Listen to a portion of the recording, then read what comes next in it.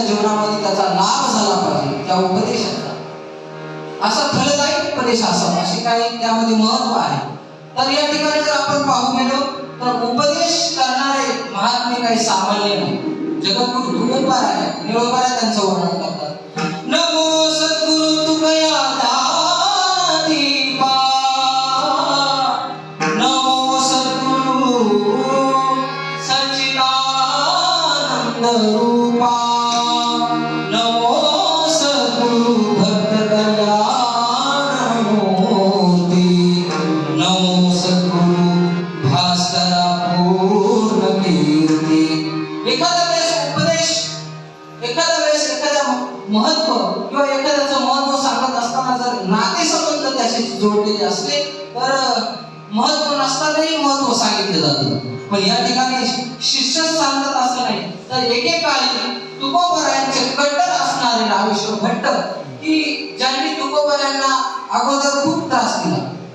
जेव्हा तुकोबाराय अभंगाची गाथा निर्माण करत होते, अभंग रचत होते, त्यावेळेस रामेश्वर भट्टांनी ते पाहिलं की अरे हा तर एकदम शूद्र असून हा वेदाचा अर्थ आपल्या मराठी भाषेमध्ये प्रकट करतोय, सर्वसामान्यांना वेदाचा अर्थ पटवून सांगतोय.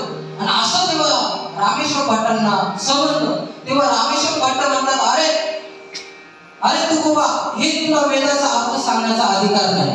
कारण पूर्वी अशा एक विशिष्ट समाजाचा वेद अध्ययन करण्याचा नाही का त्यांना एक पगडा होता, त्यांचे अधिकार होता. आणि आजही तो आज तागायत चालूच आहे म्हणायला.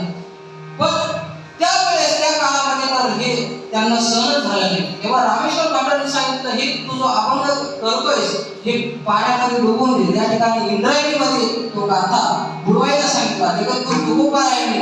आता ते धर्माधिकारीच होते नाही का, कारण त्यांना काही अधिकार सरकारकडून मिळालेले होते, म्हणून त्यांचं आणि आदर म्हणून तुकोबारायांनी तो गाथा घेतला आणि दगडाला बांधून त्या इंद्रायणीच्या डोहामध्ये गेलेल्या गाथा त्यांच्या हातावर तो त्या ठिकाणी पाण्यामध्ये बुडवला.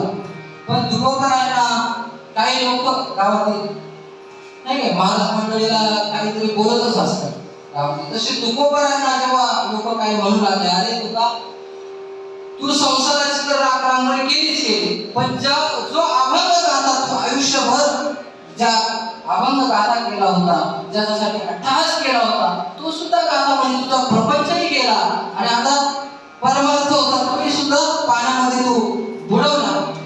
तेव्हा तुकोबारायांना सुद्धा थोडीशी खंत वाटायला लागली. तुकोबारायांनी त्या ठिकाणी धरणं धरलं. 13 दिवस तुकोबारायांनी तिथे उपोषण केलेलं आहे. तेव्हा 13व्या दिवशी भगवान परमात्म्याने बालवेशामध्ये येऊन तुकोबारायांना दर्शन दिलं आणि चमत्कार झाला. काय झालं? जळी दगडा सहित